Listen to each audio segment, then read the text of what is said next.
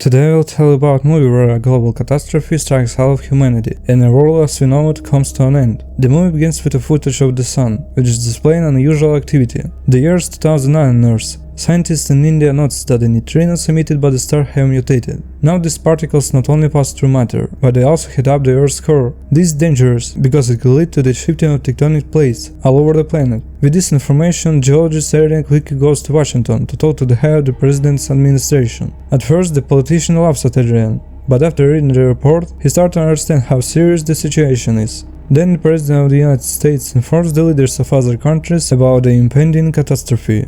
At the same time, the military is evacuating the local population from a village in China, where they plan to build a dam. Demolition work is already taking place in the mountains, and able-bodied residents are being hired as workers. In 2011, an Arab sheikh was offered a chance to participate in a project, but he would have to pay 1 billion euros to save each member of his family. At the same time, under the guidance of the daughter of the US president, the original Mona Lisa is being taken from the Louvre and replaced with a high-quality copy. In 2012, a struggling writer named Curtis worked as a limousine driver. He oversleeps and rushes off without noticing a crowd of onlookers, gaping at a huge crack in the middle of the street. Curtis drives to his ex-wife's house to pick up their children for the weekend, and they plan to go to Yellowstone National Park. Meanwhile, two of their jazz musicians named Harry and Tony board a cruise ship and discuss their sons. Harry tries to call his son geologist Adrian as often as possible, while Tony can forgive his son for marrying a Japanese woman and moving to Japan. Suddenly, a powerful tidal wave enwraps them, dangerously tilting the ship. The director of the Louvre manages to call Lori and inform her that they were deceived, and all the art objects are somewhere in an unknown location. He plans to hold the press conference and tell the press everything, but he doesn't have time. His car explodes in the same tunnel where Princess Diana crashed. A woman breaks into the Oval Office, where geologist Adrian is reporting that he made a mistake in his calculations, and catastrophic disaster have started half a year earlier, and it's time to start the evacuation urgently. The president has to confess to his daughter about a top-secret plan to save cultural heritage and humanity. Curtis and his children are driving through Yellowstone, when suddenly military helicopters fly over them. At the same time, some weirdo on the radio talks about the end of the world and a secret government conspiracy. When they are walking along a tourist route, they come across a fence. Curiosity pushes the family further, straight to the place where the lake used to be.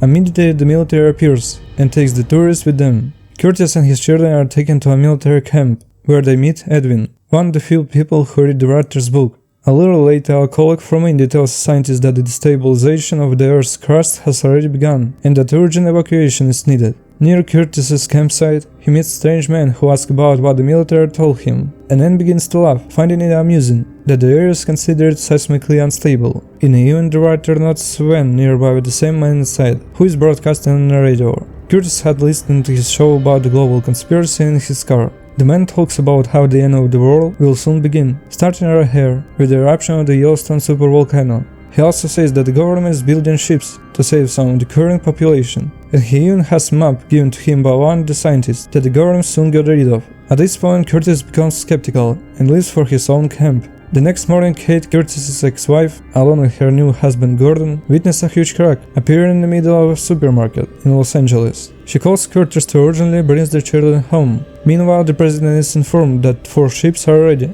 and he contacts world leaders to persuade them to begin the evacuation. In Las Vegas, Russian oligarch Yuri Harper receives a message about the start of boarding. He calls his driver Curtis and demands that he urgently take Harper's children to the airport. The billionaire's children brag to Curtis that they will survive, thanks to tickets on a big ship, but he won't.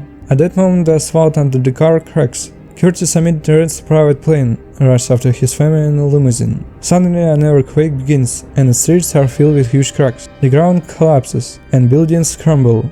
Curtis drives the limousine with passengers through the slowly sinking city, barely avoiding the sinkholes and dodging fallen skyscrapers. At the airport, they find a dead pilot next to a plane ready for takeoff. Gordon once trained as a pilot, and he managed to get the plane into the air. Taking a final look at the city, they see Los Angeles, sinking into the waters of the Pacific Ocean. Now their path leads back to Yellowstone, to the secret map. After landing, Curtis finds Sven, but the man he's looking for isn't there. The man is streaming from the highest point in the park, where he plans to watch the eruption of a supervolcano. Curtis rushes to him to find out where the map is, but it turns out it's been on a shelf in a van the whole time. The eruption of the supervolcano begins, and tons of lava and ash are spewing to the sky. Gordon is getting ready to take off before it's too late, but Curtis parks the van and searches for the map. The vehicle gradually slips into a fissure in the ground, but the writer manages to escape and catches up to the moving plane with his last bit of strength. According to the map, the ships are in China, and the bigger planes need to get there. The White House is in full evacuation mode, and geologist Adrian calls his father to say goodbye. The president sits in a chapel. He's too old for all this and doesn't plan to go on a rescue ship with everyone else. The other members of the government, including Laura, the president's daughter, board plane. The president calls his daughter to say goodbye, then goes on live television to tell the world the horrifying truth. Curtis's plane lands in Las Vegas, and the authorities close the airspace due to a cloud of ash coming from Yellowstone. The writer managed to find oligarch Karpov, and together they can get the Antonov plane off the ground. After getting inside, Gordon and the Russian pilot Sasha manage to get the Antonov off the ground. Despite the ash storm on their tail, they fly the plane towards Hawaii to refuel and continue on to China. A monk named Nima talks to the temple abbot. Nima received a letter from his brother, who works on a top secret project building large ships, and he asked the monk to bring their family to the ship so he can take them on board. The abbot allows Nima to go save his family. Nima arrives at his grandparents' house in an old truck. A plane flies towards Hawaii, but the 50th state is completely destroyed. The pilot decides to fly towards China until the fuel runs out, and they may have to land somewhere in the ocean, hoping for luck. Jazz musician Tony, whom Harry had told about the end of the world, calls his son in Japan to make amends. His granddaughter answers the phone, and the musician asks her to call her father, but they don't get a chance to talk. Because of the shifting of the Earth's crust, Japan is destroyed, and the call is cut off. Soon a giant tsunami flips the plane that Tony and Harry are on. The White House in Washington is covered in ash, and the president is wandering among the people, unable to help.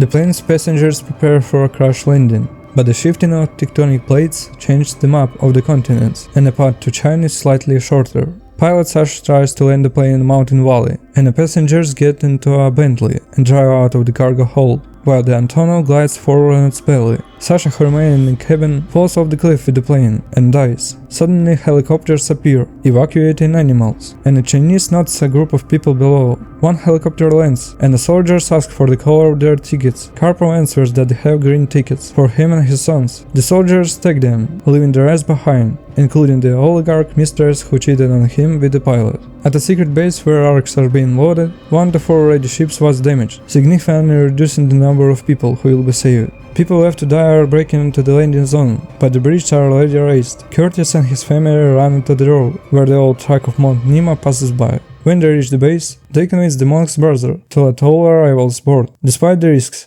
they manage to get inside the ark through technical tunnels, going deeper and deeper. At the same time, geologist Adrian convinced the leaders of all countries and captains to open the hatches and take on board the remaining people. The arcs lower the bridge, but the mechanisms put into operation are expensive for Curtis's group. Gordon dies, a worker injures his leg, and a cable gets caught on one of the gears, causing further complications. With only a few minutes left until the tsunami hits, the bridge cannot be closed, tightly due to a stuck gear. Karpov managed to put his sons on a ship at the cost of his own life, but the tsunami started flooding the ship. At this time the ark breaks loose from its anchor and is carried by the waves towards the slope of Everest. There is less and less time before the collision, but the engines cannot be started until the ship is airtight. Curtis managed to fix the problem. The gates are closed and the engines are started. In the last moment, the ark avoids a fatal collision with the mountain. After almost a month of sailing on the open sea, the arks open their decks for the first time, and hundreds of survivors come out to see the endless ocean.